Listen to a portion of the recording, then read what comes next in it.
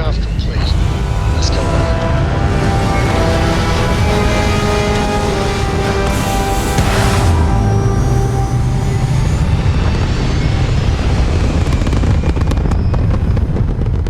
And just like that, we're in space.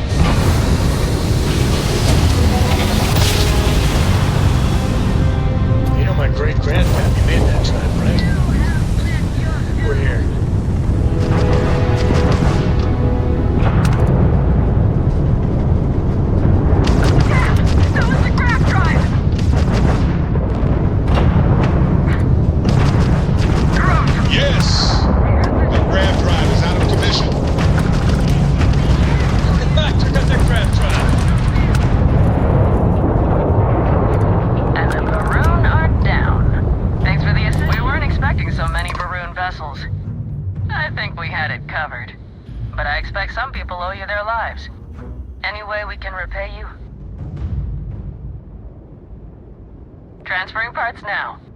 Can't stay here gabbing all day. Fly safe.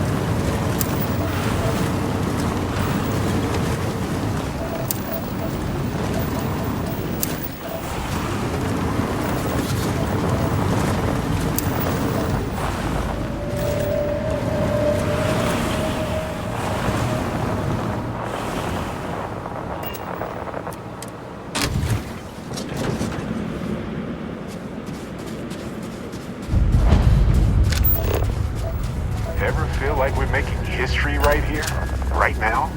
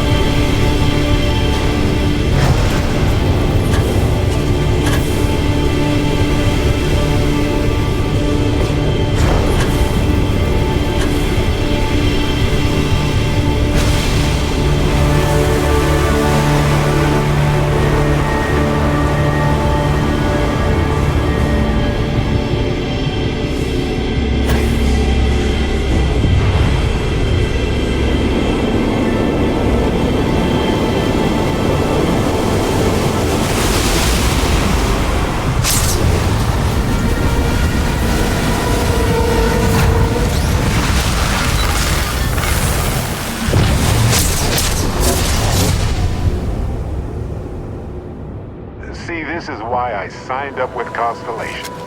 This moment right here.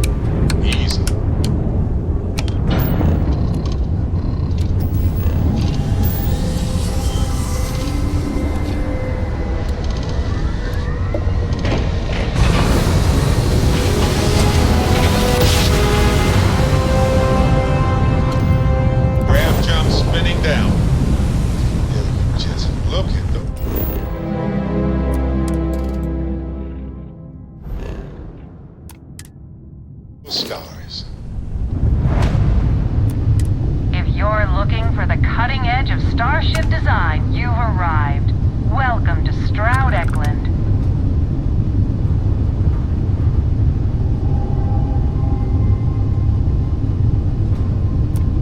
Unknown vessel, welcome to Stroud Eklund. You are clear to board.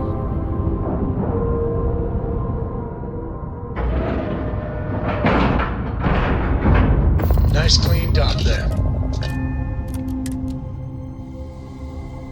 Hey, you might want this. Hello, Captain. Well, that's all I have to. I'm all ears. Yes. Continue, please. How much time do you have? Just kidding. Let's see. Where to start? I've been in Constellation for a long time. Aja and Sarah convinced me to join before the Colony War. Lost my husband during that damn war. Lost some other friends too. Anyway, I've been exploring planets with Constellation ever since then. Helps keep me busy.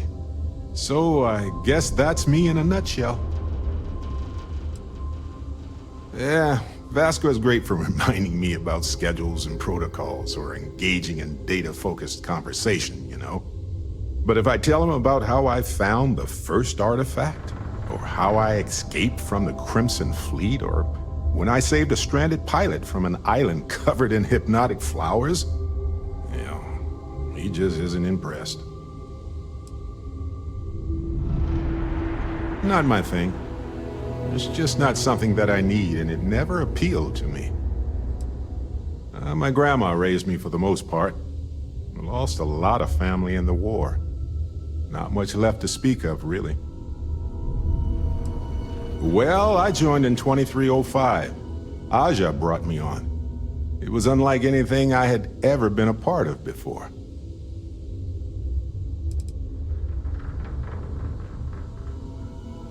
When I joined Constellation, part of me was worried I wouldn't belong. I thought they'd all wear fancy suits and talk about business opportunities all day. I entered the lodge and I was immediately pulled into an intense debate about whether the Freestar Collective would really risk war with the United Colonies. They pulled me into the conversation and treated me as if I had always been there.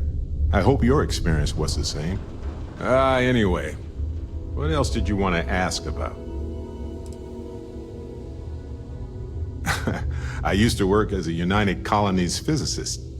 I was so starry-eyed, thought I could change the universe. And you know what? I don't think I've changed a bit. Except my job is much better. Any other questions? Well, Aja recruited me in 2305, so, you know, it's been a while. So, is there anything else you want to ask about? Fair enough. There's a lot of history with this organization. I'm lucky to have been here this long. Anything else on your mind? It's a difficult topic. For years I pretended like I was over it. But I'm not. I can't guarantee I can answer everything, but I want to try. Yes, he was one of the first people I met when I moved into the lodge. His room used to be full of plants.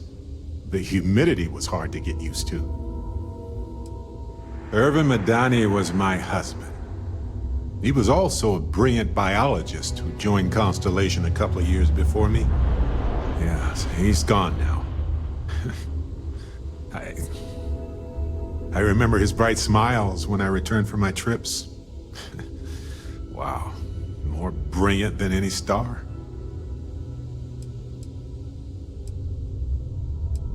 Thanks for listening. Did you have any other personal questions, or was that it? Let me know if there's anything else. Right, no worries.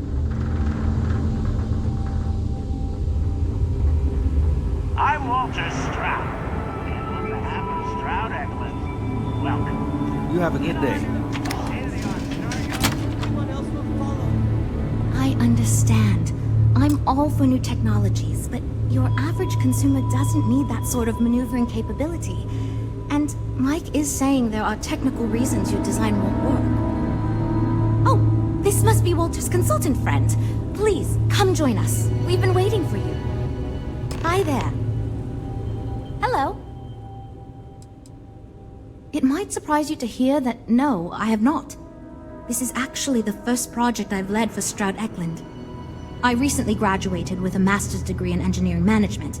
I'm actually kind of surprised they hired me, but I was at the top of my class, so maybe they didn't want to lose me to some other star yard. Anyway, I'm grateful for the chance to do good work here. It means I'm responsible for making sure our projects are carried through to completion. I'm not the one calling all the shots per se, but I do need to ensure the people making those calls are empowered to do that within the limits the executive set for us. You must be Walter's colleague. He informed me that you'd be taking charge of Project Kepler despite the fact that we have a fully dedicated R&D staff already assigned to it. But that's okay. I'm sure that even though you have virtually no experience with this, you'll do a great job.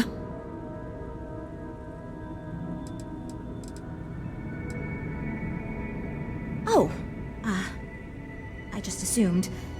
You know what? I'm really sorry. I should trust Walter knew what he was doing. My bad. Even so, we have plenty of designers. As you probably know, we're tasked with coming up with Stroud Eklund's next hit starship.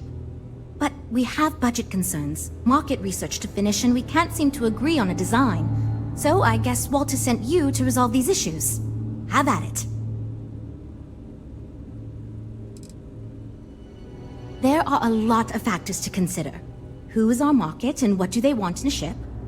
Which components are we putting into it? How fast should it go? How much cargo capacity should it have? What color should it be? We need to decide every little detail. Sure, I'm Jules, R&D project lead. was the one making all the big decisions. I suppose I just coordinate now. You already heard from Frank. He's lead designer on the project, focused on the look and feel of the ships. There's Ella, another senior designer. She focuses on some of the more technical designs of ships. Went to school with Frank. Mike is our senior engineer, responsible for consulting on all the technical bits, the machinery, the computer systems, etc. And then there's Nev.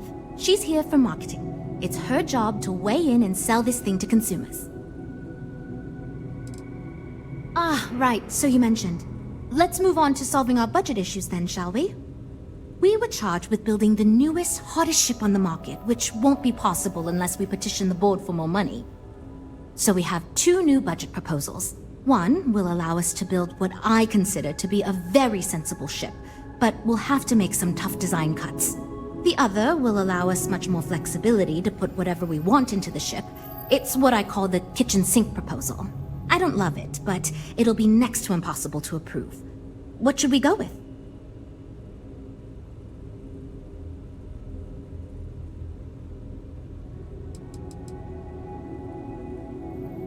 While it's true we'd be able to afford to put anything and everything into that design, it's just not practical, and the board will put more pressure on us to see that it succeeds. I worry that without constraints, my team will be disincentivized to focus this ship in any given direction. And they'll try to cram in everything but the kitchen sink, hence the name. Who knows what kind of monstrosity we'd create if we tried to incorporate all of our designs? And would something that expensive actually sell?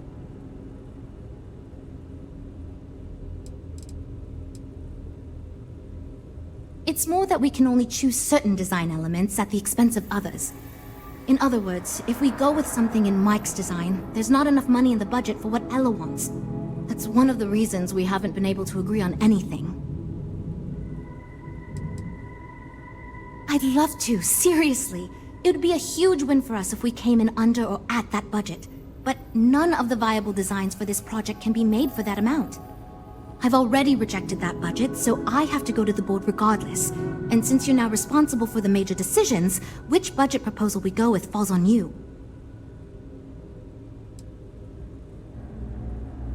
I was afraid you'd say that. Look, I'm the one who has to go to the board with this proposal, so before I can convince them this is going to be worth it, you're going to need to convince me. Well, I'm all ears because it's going to take a miracle to convince them. That makes a lot of sense now that I think about it. Maybe. I won't rule it out. Okay, I think you made some good points. I'll go to the board with the kitchen sink proposal and get that approved. Great, that's one problem solved. I'll go forward with that budget proposal and we can move on. Next, we need to gather some market data. The best way to do this is to outfit your ship with some sensors and take it through some real-world scenarios so we can make more informed design decisions. Great! Just pick up a mission or two at the mission board and proceed like you normally would. We'll collect the data when you return.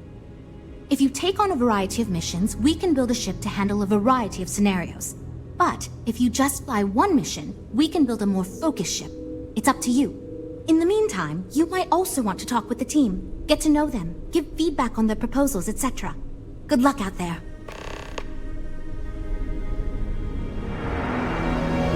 So, you're Walter's friend.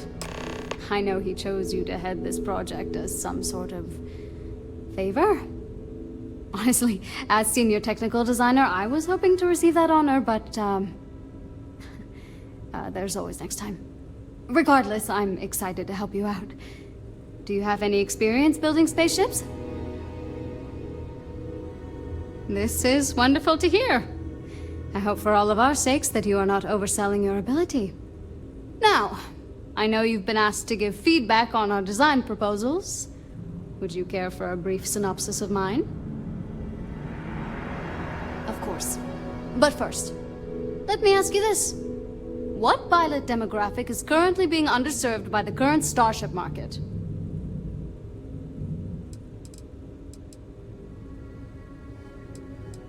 Well, you're no fun.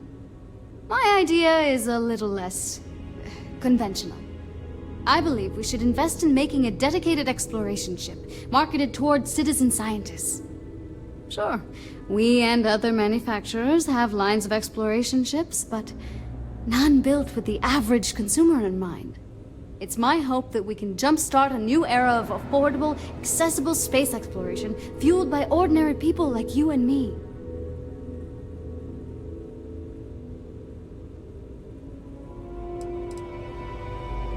I'd start with a small ship profile. It won't need much storage or passenger capacity. Then, of course, you would want an advanced grav drive to reach deep space and plenty of energy for extended flights. In order to keep costs down, it likely doesn't need expensive weapon systems or defensive measures. It won't need those where it's going. And of course, high-end scanners and other scientific equipment is a must.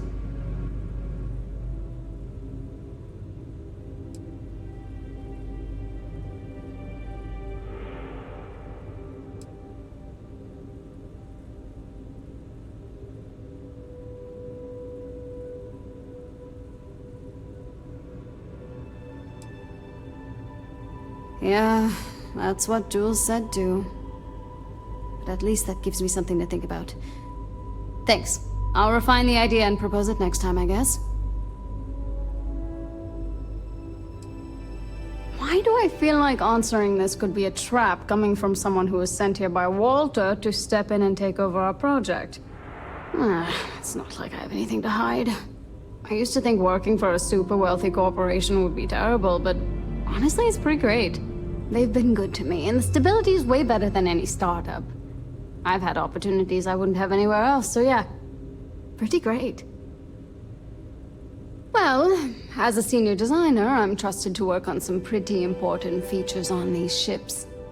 Most of my work is on the technical features, designing them to be more user-friendly. Computer systems like navigation, targeting, you name it. It may not be as glamorous as what Frank does, but without me, these ships would be almost impossible for the average consumer to actually use.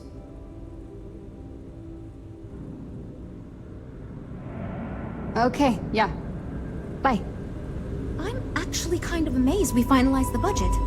That was relatively painless. I'm wondering if we need another chef in the kitchen. Then again, I hear Walter brought you in to finally make a decision around here.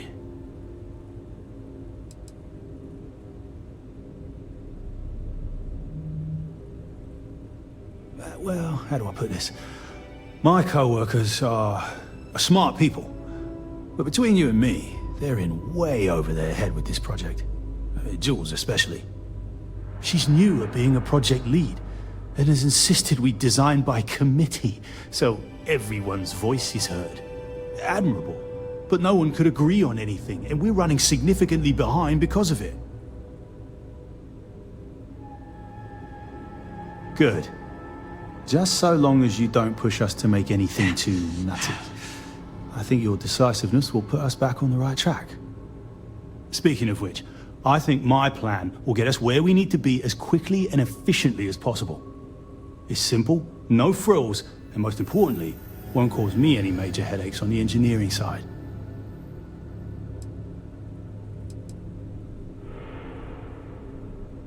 Let me tell you, all the creative minds around here are so concerned with designing the most innovative and fancy ships possible. They never stop to think about the kind of work it takes to do that in a reasonable time frame. Yes, we're engineers. Our job is to make the bloody impossible possible. But that doesn't mean it's easy or practical. That and there's never enough of us to go around.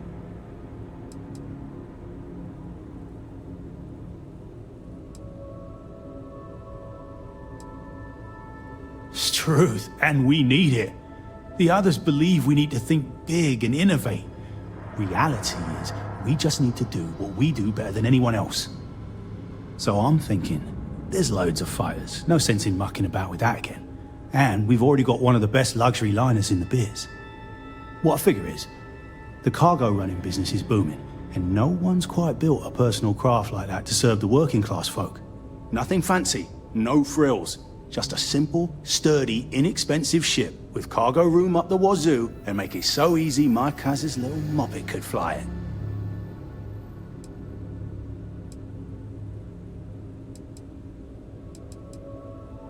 Our objective should be to build a huge ship with plenty of cargo room while keeping the costs low. Doesn't need fancy equipment, just the basics. Basic weapons, basic defenses, basic scanners. You get the idea. If we go with a design like that, I can focus on quality construction, and the ship will practically sell itself.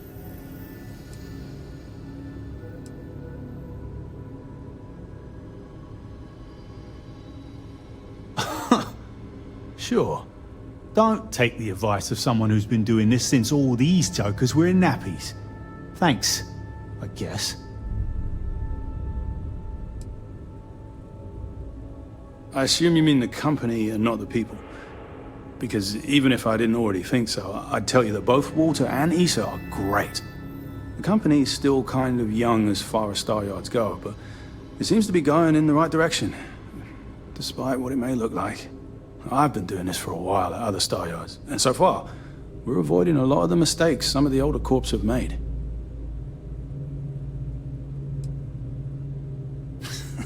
Yeah, that's me, innit? Been here since the start of the company. Done engineering for going on 30 years total. Though I keep telling them, it's senior, not lead engineer. I've got no interest in being lead. Too much management. Not enough tactile work. And yet here I am. Resigned to my fate on the R&D team. Nope. Not really. I like to think I don't have the ego for it. I've got nothing to prove, and I don't rightly care to make my mark on the industry. All I want to do is build the best damn starships I can, and not get bogged down with all the excess particulars. But upper management loves the work I do, and they wouldn't let me say no to this. I guess they needed someone to keep everyone's heads out of the clouds, so here I am. Later, mate. Walter Starryard single-handedly disrupted the market. He's got a Need vision, something? that's for sure. Oh, no. Well, it's just... I'm a little new here, and everyone's got these big, flashy designs. And I'm supposed to come up with one too, but like, I don't know if it's as good or like, good at all, even.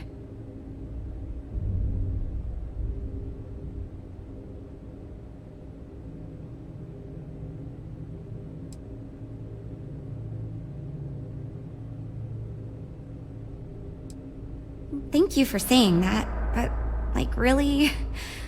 I don't know. Whatever. Here goes. So, I was thinking that we could really use a recreational craft in our fleet. But not like super luxurious like our Adonis pleasure yacht. Something marketed more towards families. Something Mom and Dad could pack up and take the kids on vacation. You probably think that's stupid, right? I used to go off-world camping with my family when I was a kid. The other families we met always complained their ships weren't quite adequate for family vacations. They never had enough room, and the kids would always fight. I've done some market research, and no ship manufacturer seems to be making ships for things like this. Which means even if the demand is low, we can fill this niche and still sell a lot.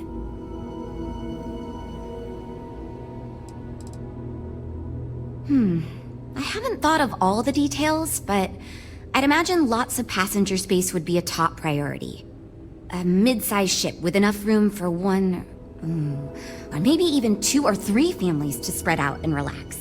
I don't think it'd need any fancy weapons or scientific equipment, so it should be pretty affordable. Families don't want to spend a fortune, so keeping the cost low will help guarantee plenty of sales.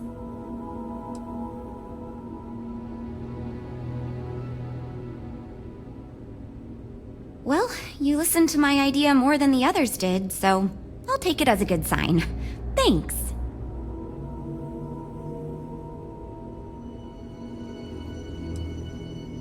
So far I do, but just between you and me, I feel like I'm in a little over my head.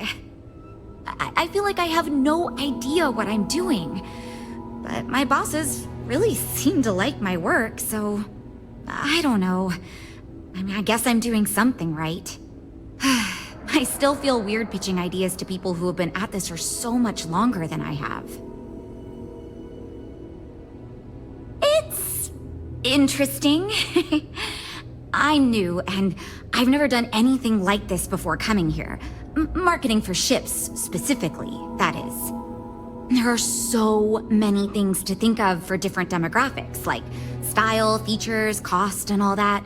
And you also need to think about offensive and defensive capabilities, because space is dangerous and people need to feel like the ship they're buying is safe. Yeah, I've only been here for a few months. I did a little marketing for Chunks before this, but it was really more of an internship. Ships are totally different than that. I applied for the job here on a whim because I thought it'd be fun. I never expected to be hired. Catch you around. You know, I have designed spacecraft for over 10 years. So, you must have really impressed Walter for him to give you this project. Or maybe it's a bit of nepotism. Never mind that. Perhaps he sees in you what he sees in me. As a designer, I see the beauty in our craft and deliver that to the consumer. My desire is to make flying in our ships a joy to all the senses. I have won awards. I am proud of my work. But I do not like to brag. Rather, my goal is to change the board's perception of employees like myself from mere cogs in the corporate machine to value us as artists and let us do as we please.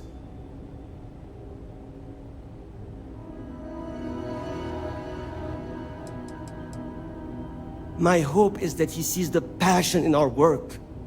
In truth, I know he values me, but he has yet to truly cut me loose from the corporate reins and let me do as I wish.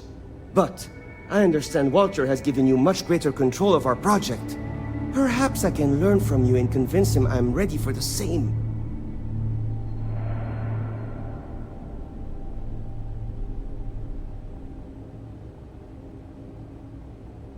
Ah, yes. At least you may be more open to my ideas than my colleagues. Maybe this is a blessing in disguise. Imagine a luxury craft designed for the most discerning of tastes. Every feature designed for comfort and peace of mind. High-end performance, precision engineering, a spacecraft for those who wish to be seen. This will be the most elite personal craft on the market. The ship should be mid-size, spacious but not bulky. We'll want to build it with the highest quality, most expensive modules available. It should feel safe, but not threatening. Focus on defensive measures, not aggressive weaponry. Above all, you should be able to picture your favorite celebrity, or Walter himself, flying this ship and influencing others to buy as well.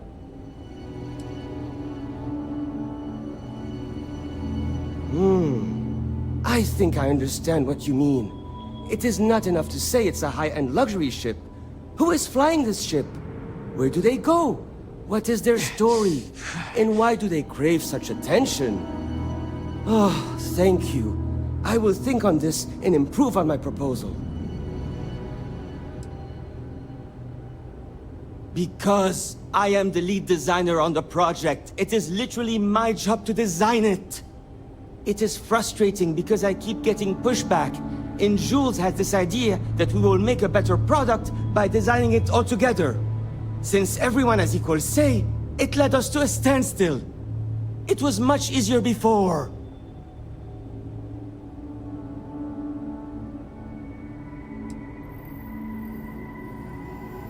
Just because I do not like how corporate we have become, doesn't mean I don't like getting paid. Besides, with every successful ship I design, I believe I can influence the company to shift away from typical corporate bullshit and back to taking risks by pursuing art and innovation. Then again, here we are. 2 words: conspicuous consumption. Are you familiar with this concept?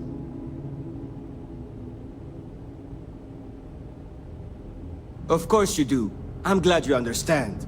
Imagine someone like Borealis stepping out of one of our shining luxury ships. Everyone would want to look that cool. Not only would I have the chance to work on a dream ship, but that kind of exposure is guaranteed to sell it.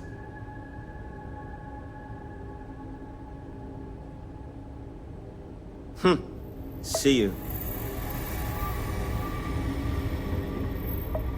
That data from your ship is going to be critical to our design Oh, yes, I actually do have a proposal. I wasn't really expecting you to give me feedback, but why not, I guess. I'd like to see us branch out a bit more in the starfighter market. Bounty hunting and mercenary work are both big these days, especially among the hard-blooded Freestars. The ships that give Tile will run for its money. Have you seen the specs on the Adon? I'm glad you brought that up.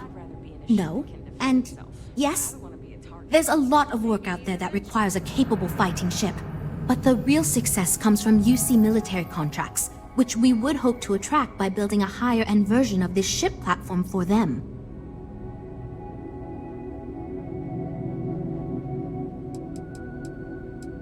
We'd want to give it strong weapons, tough defenses, plus good speed and maneuverability. Most starfighters are fairly small, and the tricky part is keeping costs down with all those fancy modules.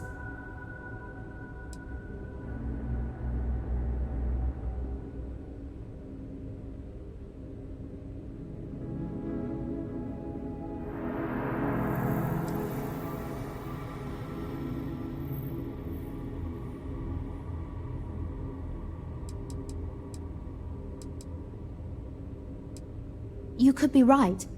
There's got to be a better way to pitch the idea. I'll give it some more thought. Thanks.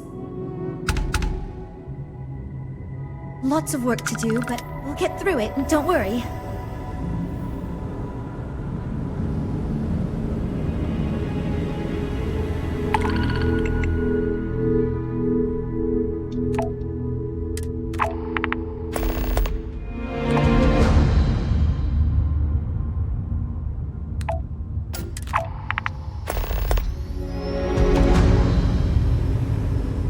Demos?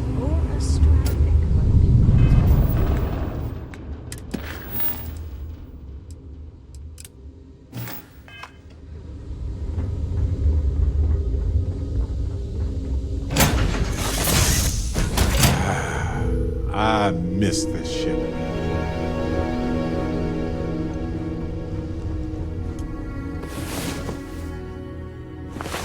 Hey,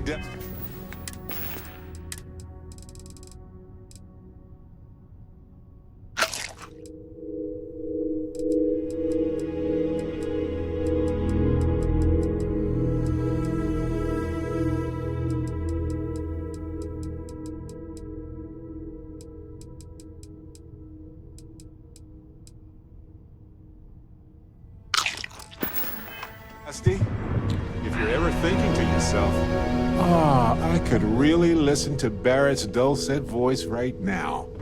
Then instead of dreaming about me, stop by and say hello, okay? I've been thinking a lot about my early days in Constellation lately. Got me pretty nostalgic, and I started digging in some old things, just sort of reminiscing. I found some of Irvin's last messages to me and thought I'd listen to them again to hear his voice.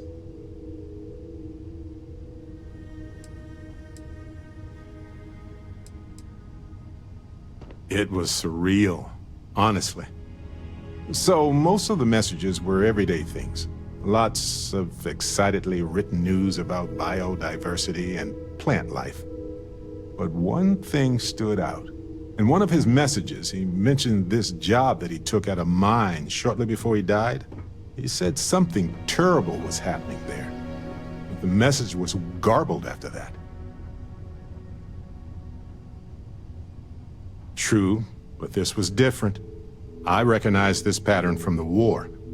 A portion of the message was encrypted. Well, Vasco helped me decipher it. Turns out the message was from Irvin, and he was begging me to help him. The message was short, but his voice was pained. He was so upset.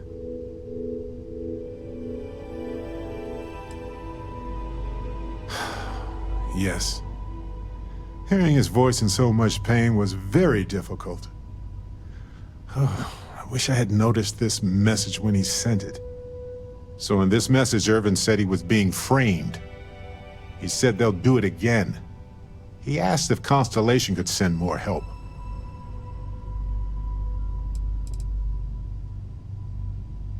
No, I just thought it was garbled. I just wasn't paying attention. I don't know. His former employers had some job he took before he died. I think it was a mining company. Not exactly sure, but he mentioned a court case. So I think there's a paper trail. It is, but I was thinking about it and, well, it's still wrong, right? So I figured, hey, I can do some sort of a remote investigation here, see what I can find out. There's gotta be a paper trail, right? Now, I happen to have a trustworthy contact who knows a bit about law and owes me a favor. I'd need to pay in advance in case there are any access fees or bribes. That works. I'll tell them to go ahead with the investigation. You know, hearing Irvin's voice again made me want to help him, even though I know I can't. Does that make any sense?